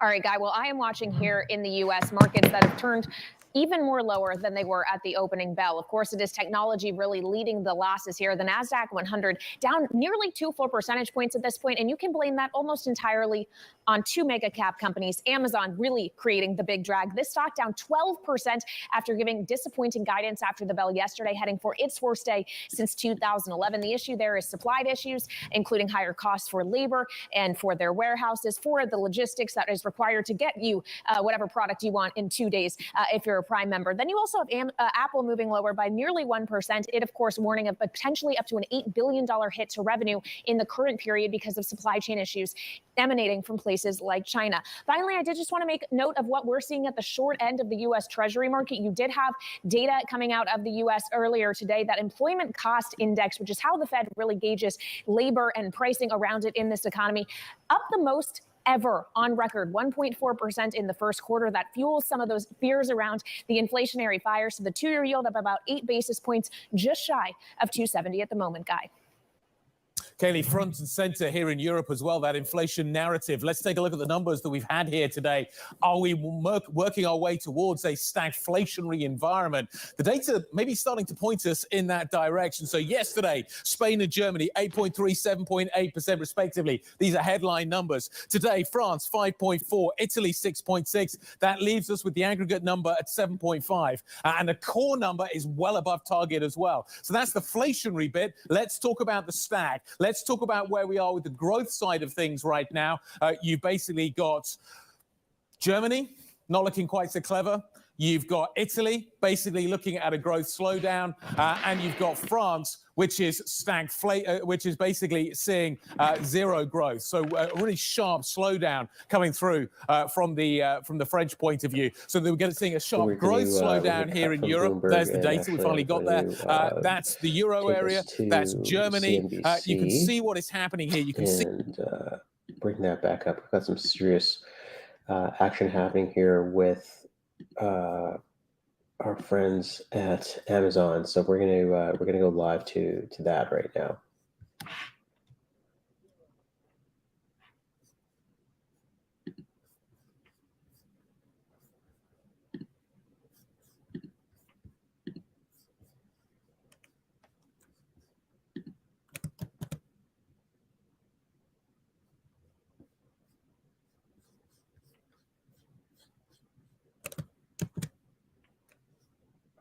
So a bit of a server issue here. We'll see what happens here.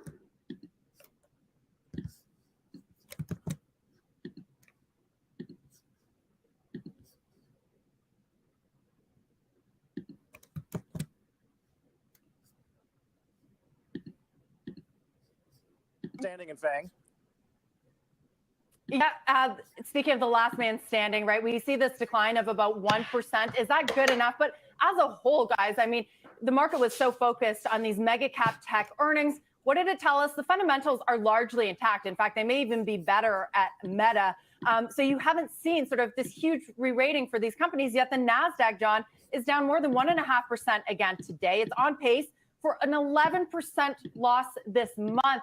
That does not bode well, especially when these mega caps are basically still doing okay. Yes, there's caution on the horizon, but does anyone think that they're going to give up their leadership? I don't think so. It's phenomenal that Apple is only down, less than 2%. When you think about how well this stock has held up over the past several months, like this stock is up year to date, much less 2 years, right? So you compare that against any of the FANG names. Remember, FANG was originally Facebook, Amazon, Netflix, Google. All four of those are pretty much down, I think, over 1 year. Maybe Alphabet is up slightly. But Apple and Microsoft in an entirely different category. That's something that we are learning this time. But I think part of what has investors somewhat concerned is you got a hard number on that $4 billion to $8 billion impact of supply constraints in the current quarter, but you don't really have solid numbers on guidance. So, the only thing there is to hold on to, Carl, is not something you necessarily want to hold too close. Yeah, of course, again, Jim this morning referenced the enormous cash position, D, and the line that kind of got buried last night, and that is don't completely discount the idea that we could use some of that cash for acquisitions, even if they're bolt-on. That's a great point. And I mean, that's kind of what separates Amazon here as well. I mean, predicting an operating loss of what could be $1 billion or a profit of $3 billion. But that's key here. Amazon has never had a capital return program. So if you're holding out for buybacks or dividends, that's not going to happen. I mean, even with Alphabet, John, some folks wanted a bigger buyback or more of a dividend. And report says that's not going to happen. They're going to continue to invest. But that's also what's separating these so-called FANG, prefer to call them mega cap names, are those capital return programs, which is worth noting, that big dividend and buyback from Apple. Indeed. The FANG over time, it got kind of squishy, right? Jim, I think originally was talking about the growth potential in a certain group of stocks, not necessarily mega caps, and maybe that's why Apple and Microsoft got left out. But anyway, speaking of big companies, Intel falling this morning after issuing lower than expected guidance for the current quarter. That's despite beats on the top and bottom lines for their Q1. CEO Pat Gelsinger warning investors on the earnings call, semiconductor industry will see capacity issues until at least next year. Pat Gelsinger joins us now in a first on CNBC interview. Pat, good morning. I want to start off with the big picture. Again, technically beat on Q1, miss on the Q2 guide, but you're confident in your full year guide still. Why? A lot of this has to do with the data center performance and continued buying from the hyperscalers. We're just talking about Microsoft. They're continuing to buy, right? Yeah, overall, John, we'd say, we're very firm in the year. We have, strength in our network and edge business, which we highlighted yesterday. Strong performance in Q1. Continued growth in our data center business this year, and we had a very strong growth, 22% year on year. And as we look to our new growth businesses, our foundry business, our accelerated computing and graphics business, the expansion that we have with our Mobileye, business, all of these growth businesses as well. We did point out that PC is some inventory corrections, some weakness in the low end of the consumer market, but we also see the second half, and we have more visibility here, the supply chain, inventory adjustments, the distribution channels. We just have more visibility into that. And we see a strong second half in the commercial business particularly. So overall, we feel very good about the year. And obviously, Q2 is a bit tempered because of these inventory adjustments, also some of the challenges in Shanghai and the port shutdowns. But we think it's a very solid guide for Q2, and we're very confident in the rest of the year. And overall, semiconductors continues to be a great business that we see substantial long-term strength in the business. Pat, I wonder, and I haven't seen this thoroughly addressed, about whether there might be creep in the PC business weakness. It's at the low end now, but there's been so much strength in the premium end and in graphics. But historically, a lot of that's kind of more discretionary PC buying Is it possible, have you factored in the possibility that if inflation continues to run hot, even that high-end business could see more pressure? We're pretty confident in the second half of the year. And part of that, John, is driven by the commercial segment. And the commercial, we're way overdue on a commercial refresh. And this is major corporate buying, and those are very stable outlooks from the large customers. We also have a very strong product line. Our Alder Lake product has ramped extremely well. Well ahead of our expectations in Q1. Outlook for it is very strong. We have our next generation product, Raptor Lake, already being broadly sampled into the marketplace. So we're really coming into a period of product strength as well as into commercial strength. And as I said, most customers have, brought down their inventories levels. We'll see a little bit more of that in Q2, but we're confident in this outlook. And overall, as we've seen in the COVID world, the PC is the essential device for work, learn, and play. And there's nothing changing that characteristic. And literally everybody has aligned around this 350 million unit kind of outlook, all of the analysts, all of the OEMs. So I think there's a narrowing of the range of that market expectation now. Well, let's zoom out and check in on the strategy, specifically when it comes to design and process technology. You said on the call that you remain on and in some places ahead of schedule to deliver 5 nodes in 4 years, which is way accelerated from what Intel has typically done. Where does, though, that roadmap fit in with the constraints that we see on fab equipment and the continuing logistical difficulties that we talk about? Are you as confident that you will have the equipment to deliver the results of those 5 process nodes in 4 years? Yeah, thanks, John. 5 nodes, 4 years. First was Intel 7 with our Alder Lake product. That one's done. Ramping in volume, 15 million units in Q1, very robust and a strong ramp for the year. Intel 4, we've now powered on our Meteor Lake product and looking very good. I keep getting hello worlds coming from Meteor Lake systems all across the company. They just want the CEO to know. And we have our first test chips on Intel 3 and our Granite Rapids products. We have just taped that in. So we're well underway there. And 20A and 18A, we'll have the first test units on that and some of the foundry customers in the second half. So overall, 5 nodes, 4 years, back to unquestioned process leadership, going super well. I'm really proud of our teams. I also had that unique opportunity as we opened our new research center module in Oregon. We renamed the site the Gordon Moore Research Center, and just in honor of the founder and Moore's Law, just a pretty special moment. But the other half of that you ask about is the equipment industry. And that's part of the reason that we believe the overall semiconductor shortage will now drift into 2024 from our earlier estimates in 2023, just because the shortages have now hit equipment and some of those factory ramps will be more challenged. Now, overall, we feel we're with our IDM 2.0 strategy, internal and external foundry capacity, we're better off than others. We've really invested in those equipment relationships, but that will be tempering the build out of capacity for us and everybody else. But we believe we're positioned better than the rest of the industry, and we're overall on track. 5 nodes, 4 years, big capacity build outs are well underway. Our construction projects ahead of schedule. So overall, this machine is executing well, and I'm quite proud of our teams. Yeah, so big news there. I mean, ambitious plans. Good morning, until Pat. It's Deirdre, by the way. Wow. So, reading Intel's financials has become more difficult, I've found, since you've taken over. You pulled out stock comp, resegmented businesses. Later this year, some people say that the understanding of Intel's fundamentals could get even murkier as you guys spin out Mobileye. So I wonder, how should our audience judge the underlying business, and how are you increasing transparency, something that you promised when you took over? Yeah, and this is the first quarter, and I realize there's going to be some amount of digestion, but this is the first quarter that we've presented our financials against the 6 business units.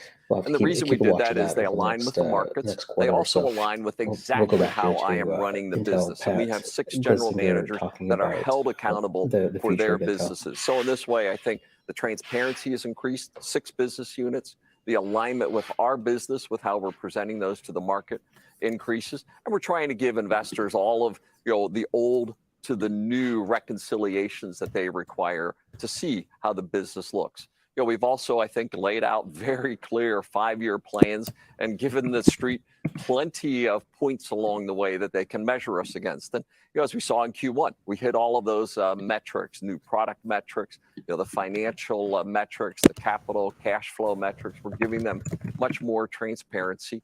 And for that, because as I say, we want to be a say-do culture. What we say, the street can count on, and we want to be consistently a meet, beat, raise kind of company that is back to that execution engine that people came to know, love, and have confidence in Intel. And we are well underway in making that happen, Deidre. And Pat, we appreciate you saying it on Tech Check as you work to go out and do it. Pat Gelsinger, CEO of Intel. Thanks for being with us. Meantime, Snap making a number of new announcements at its annual Partner Summit event yesterday, just a week after the company reported that challenging Q1. Our Julia Borston joins us now with a very special guest. Hi, Julia. Hi, Carl. That's right. We are joined now by Evan Spiegel, the CEO and founder of Snap. Thanks so much for talking to us today. Hey, Julia. It's great to be here. Thanks so much for having me.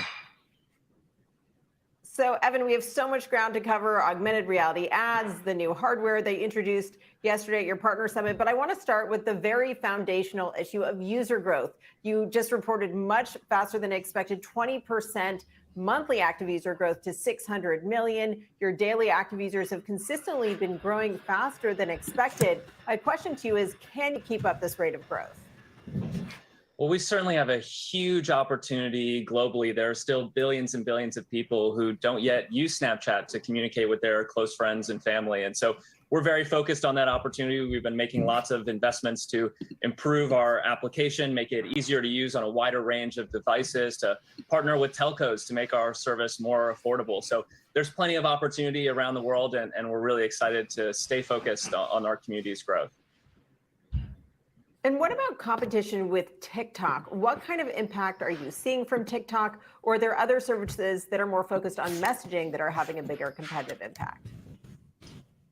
Well, the video entertainment business is certainly a huge opportunity, but it's also very competitive. So whether it's TikTok or Instagram or YouTube, there's many folks who are investing a lot in this space. We have our own competitive product called Spotlight, which we shared grew time spent 230% year over year last quarter. So we're making steady progress there. But as you pointed out, the engagement on Snapchat is really diversified. So people are using Snapchat to communicate with their friends and family, to use our AR platform with all sorts of amazing lenses, to see where their friends are at on the map and discover new places, to save and edit their memories. So people are using Snapchat in all sorts of different ways, which helps us with our competitive positioning, because we play such different roles in people's lives. We're not just a single service.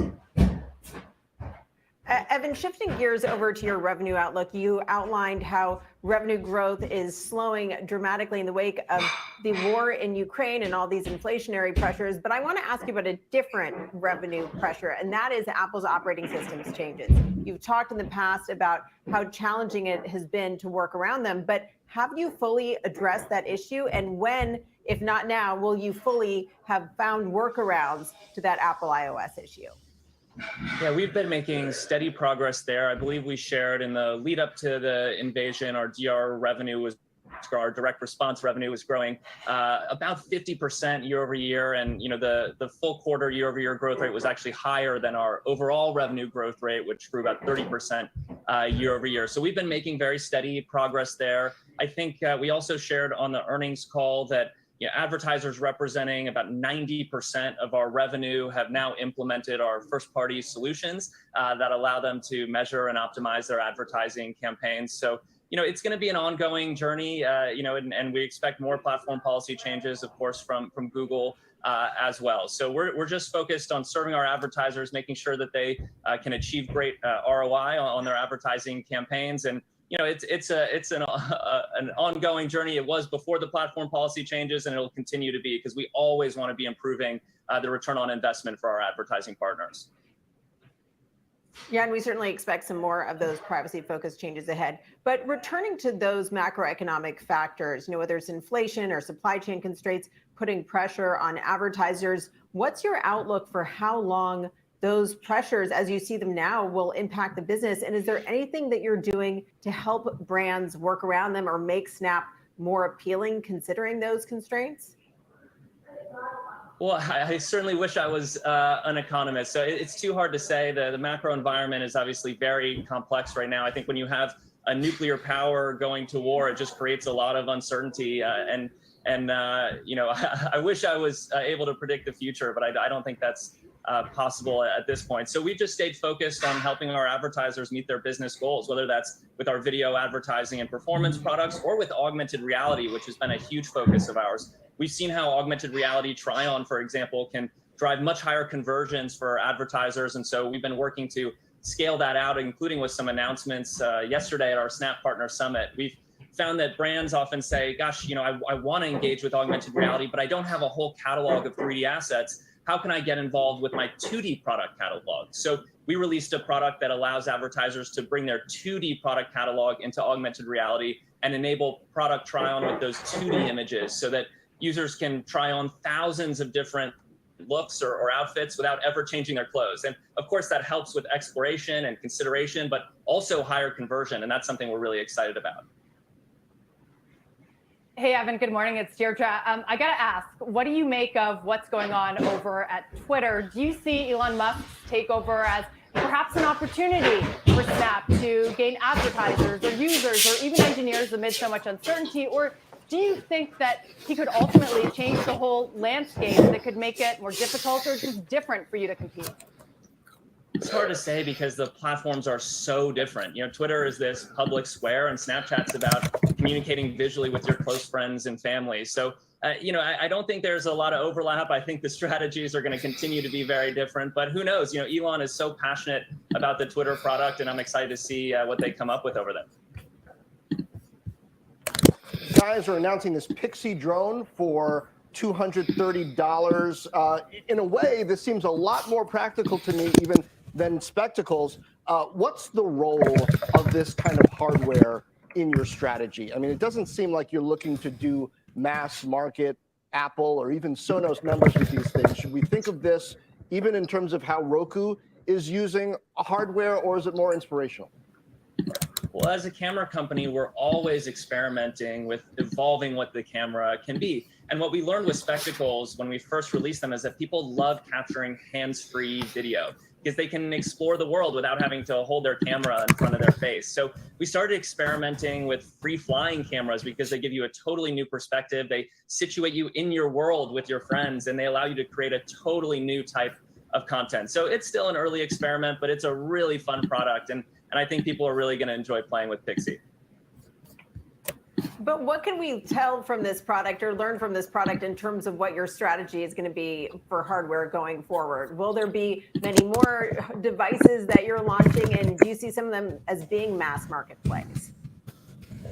Potentially mass market plays over time, but the important thing with our strategy is just to extend the software experience that we have in Snapchat with hardware. That's the case, of course, with spectacles. We found that using augmented reality on this tiny little screen where you have to use your thumbs just isn't as compelling as overlaying augmented reality in the world around you, being able to walk around and use your hands and your voice to interact with all sorts of new experiences. So spectacles are a way for us to extend the engagement we see with augmented reality on Snapchat today, where over 250 million people are engaging with AR daily just in Snapchat alone. That doesn't include our camera kit partners who have taken our augmented reality tools and embedded them in their own applications and services. So hardware for us is really a way to extend the core of our business and to see how we can, unlock new engagement in the future.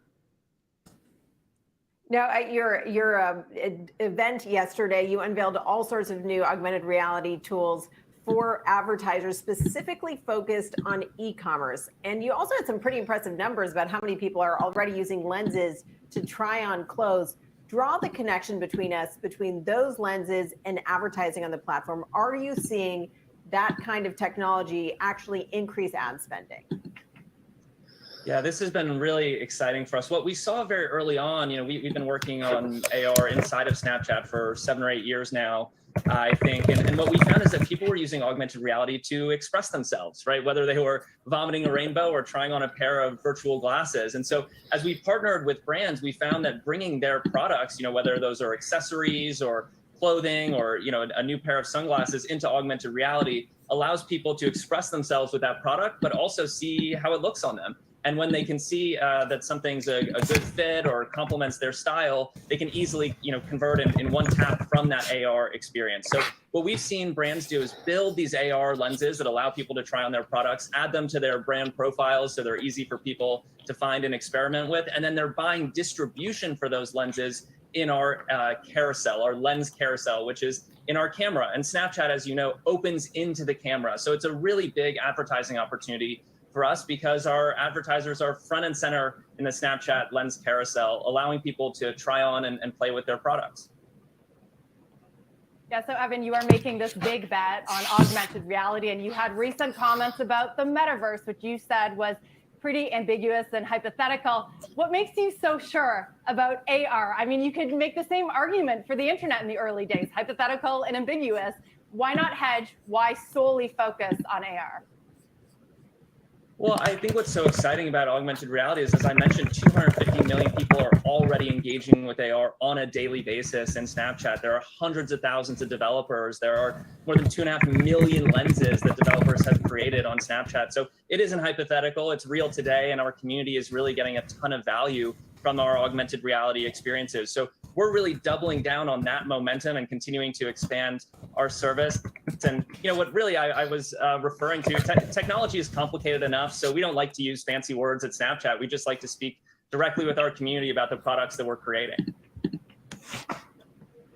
Well, Evan, I'm sure you use fancy words sometimes, but of course, when we talk about the metaverse, we have to talk about what Mark Zuckerberg is doing at Meta and the fact that they're recently been talking a lot about bringing this metaverse Horizon world into this 2D world and trying to make it more accessible without those VR headsets. What do you make of Meta's moves, and do you see it as more of a competitive threat coming into your AR space?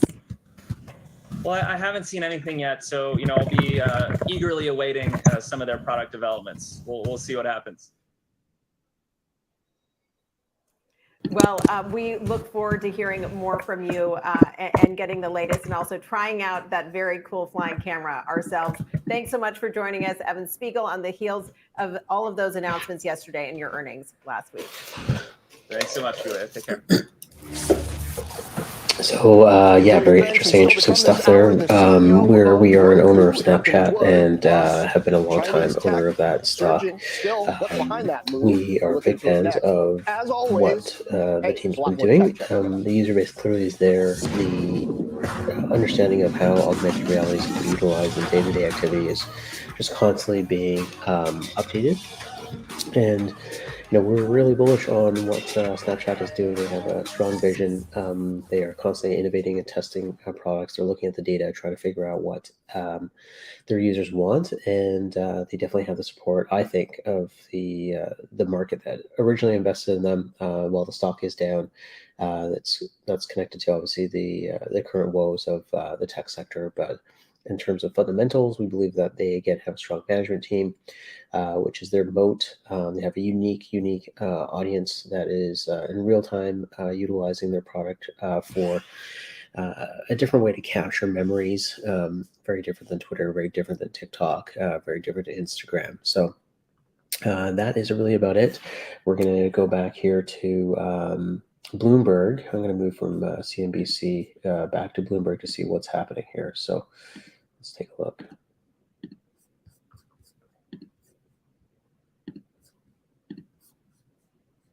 Seems to be that a July hike looks... You can simply type phrases in everyday English in the command line. Compare financials. Find people. Analyze markets. You can enter phrases or ask questions. What do you want to know today? Ask a question or visit SearchGo to find answers now. CNBC for the remainder of the next few minutes. pass it back to that. Traditionally, we see a lot more, I feel, in-depth tech-related news coming from CNBC.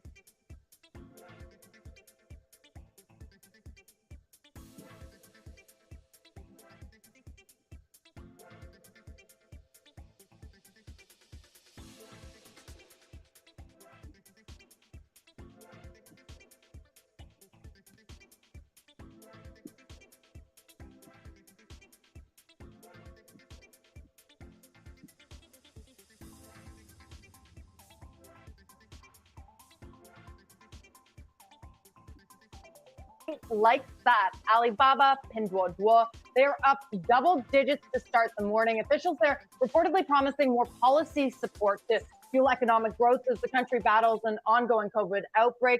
Take a look at the K-Web. It is absolutely surging this morning, though come off its greater gains earlier. It is on track, though, to break a 3-week losing streak. The sector, though, as we well know, John, has been beaten down over the last year, more than a year now.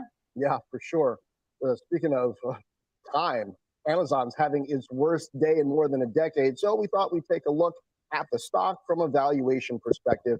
Dom Chu has that for us. Hey, Dom. All right, so John, Deirdre, let's look at that valuation story from a couple of different perspectives. We'll look at it from a dollar perspective, and we'll look at it from a multiple perspective. First of all, if you take a look at Amazon shares right now over the last 2 years, it's still up 7%. That's pretty modest. But what you are, in essence, here at these levels is the same price that you were at for Amazon stock going all the way back to the middle of June in 2020. So just as we were kind of coming out of the lows of the virus pandemic and the market lows in 2020, that's now where Amazon is, given this nice, 12% move to the downside so far. If you take a look at the overall picture, at the highs that we saw for Amazon, the record highs, we're talking a nearly $1.9 trillion valuation or thereabouts. Today at these levels, you're talking more about a $1.3 trillion valuation. So about $600 billion lost during that span. So we'll put that in dollar terms for you in terms of the value of Amazon. If you take now a look at the valuation from a multiple perspective, we're looking at something called forward PE. That is, how much will you pay for an Amazon share today for the amount of money it generates next year, anticipated. That's what they call the forward PE. It currently stands right around 69. If you look over the last 5 years, at one point we were kind of closer to like 165 times forward earnings or estimated earnings from an analyst perspective, and now we're at kind of closer to 69. So tilting towards the lower end of that valuation range, and a variety of different reasons go into that. Maybe some slowing growth, maybe some cost concerns and whatnot. So that's something to keep an eye on. Now, as for how Amazon has performed versus some of its, is there really a peer? We'll try to put it in context with some of the names like Microsoft, which is a big cloud competitor over the last 2 years. Amazon is up 7%, Microsoft's up 60%. Even Walmart, from a retail/e-commerce perspective, is up 25% in that 2-year span. So an interesting way, John, Deirdre, to kind of look at Amazon through the lens of valuations from a number of different viewpoints. What it comes down to is whether or not there are folks out there who decide that they want to nibble at this point.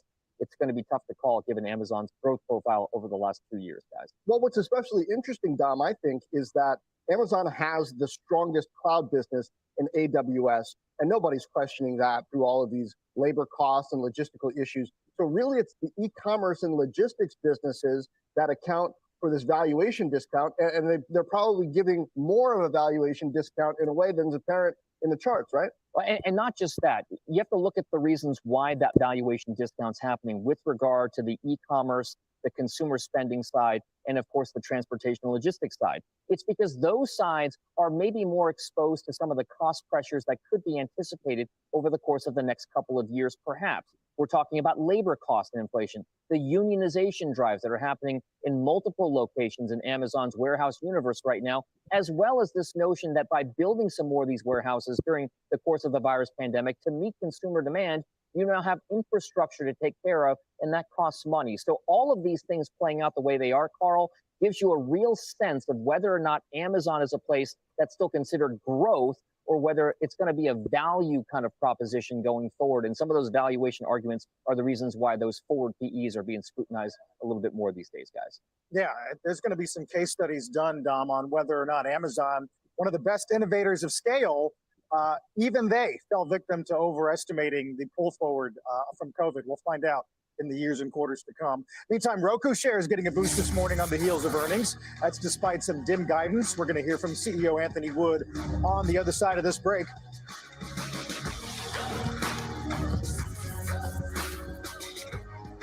So yeah, very interesting stuff happening in the markets right now. We're doing end of week. It's been 3-4 days of just interviews. I've got some people we're chatting with at 12 o'clock to talk about Propulsion, our new space news newsletter that we're going to be pushing out for Carvalho Capital. And we've got a few other interviews taking place today. Let me take a look at the schedule here. We've got 12 o'clock. We've got a call. We've got Adam Gardner, I think 604 Oxford Ventures, who we'll have on. We've got Kevin from opticsinspace.com, who will be on later on today. So it's going to be a full day of interviews. So we'll pass it back to here. I'm going to go get set up. The commercial for CNBC Live will be completed pretty soon, but we'll stay live here till about 11:50. Turn off the channel and then come back on with Sarah, who will be working with us on building Propulsion, a newsletter that we're putting out for space.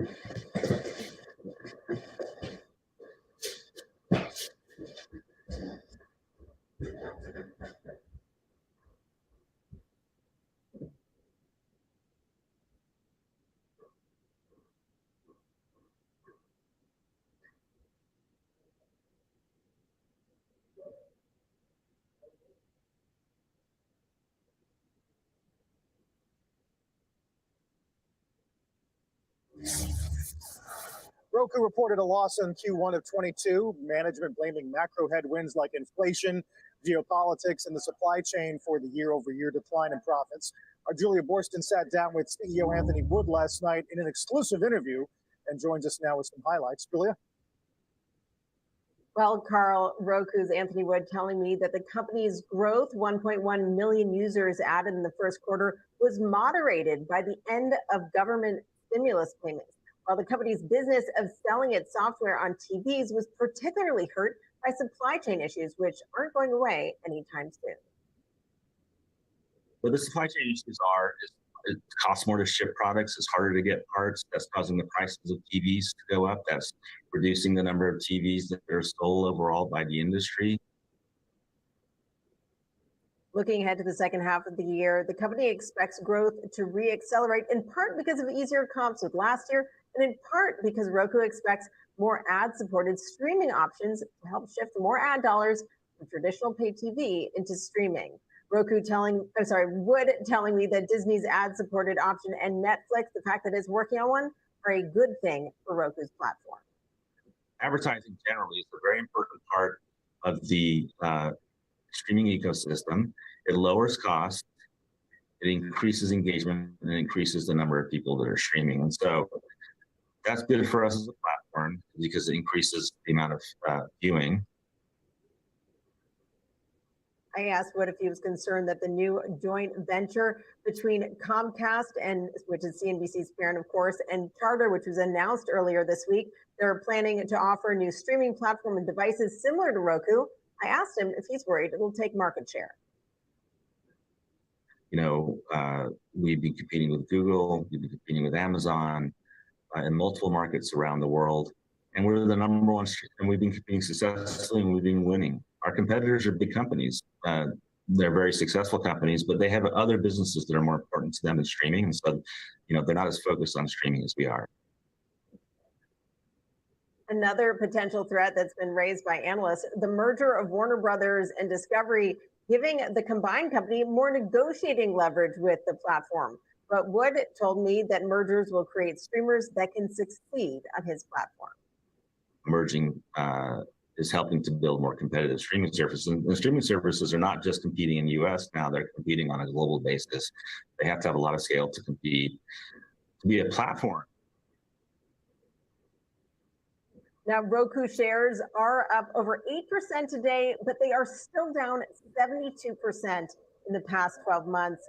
Analyst Craig Moffett this morning upgrading Roku from sell to neutral, saying with the stock trading below $100, now the company's forward estimates reflect what he sees as a more appropriate view of what's going to happen later this year. But take a look at what a roller coaster for that stock, guys. Yeah, Julia, it's been a lot of pain. I can understand why some analysts will be giving it a second look. I guess, you combine the Comcast Charter JV, what we heard from Netflix, certainly what we've heard from Roku. It all adds up to, wouldn't you argue, an overall maturation of the business, right? And even that bit about now superseding legacy TV, that we're really in a moment. Yes, really in a moment of maturation. I mean, if you think about it, the shift from this proliferation of sort of endless streaming video on demand services to this idea that if you really want to compete, you also have to have some lower priced ad supported options. I mean, we have to remember that Roku does have its free ad supported Roku channel.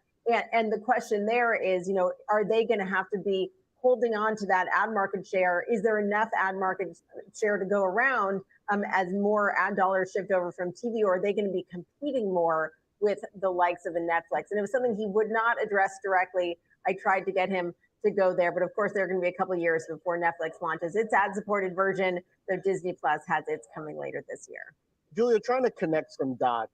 When we think about the failure of CNN Plus, we think about this JV between, or this partnership between Comcast, our parent, and Charter, and what Netflix is trying to do with a cheaper ad-supported service. It seems like perhaps what's strategically valuable in cable and streaming is shifting. It is moving back toward free and ad-supported. How does that change who has the most leverage, kind of who has hand going forward? Well, I think that Roku's in sort of a bunch of these different businesses, right? So Roku is a platform, and that is exactly the same thing that this joint venture between Comcast and Charter is trying to do, offer more of a platform. Being a platform is beneficial when there are a lot of options and you're not sure which one of them is going to succeed. This push to ad-supported also reflects what we're seeing in this macroeconomic environment, where that if there are more less expensive or free options, that's going to give more incentive to people to try new things. So I think that we're all pushing towards this new layer of the streaming wars, which is all about giving consumers choice at less of a cost. Julia, thanks for that smart analysis. And we know that Roku is a Kathy Wood favorite. It is moving higher today, but Robinhood, another Wood favorite, headed in the opposite direction. We can't forget Teladoc as well, rebounding just slightly. More on that quarter's coming up, Robinhood that is. And don't miss Kathy Wood herself on the exchange at 1 p.m. Eastern today. We're back in just a moment.